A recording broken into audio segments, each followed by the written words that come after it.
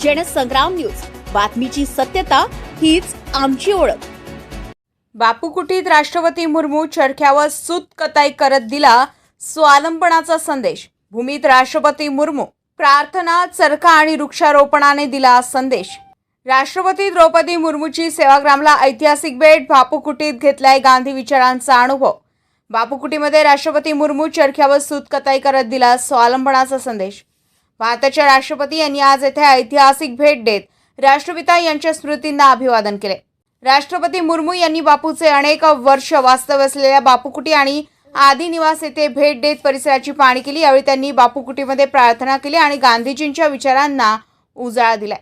याचबरोबर राष्ट्रपतींनी कस्तुरबा गांधी यांच्या बा निवासालाही भेट दिली। विशेष म्हणजे त्यांनी स्वतः चरख्यावर सूत कताई करत गांधीजींच्या स्वावलंबनाच्या संदेशाचा अनुभव घेतलाय।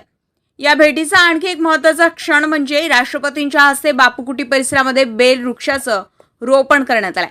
तत्पूर्वी सेवाग्राम हेलिपॅडवर आगमन होताच पालकमंत्री डॉ. पंकज भुयार आणि महसूल मंत्री चंद्रशेखर बावनकुळे यांनी स्वागत केले।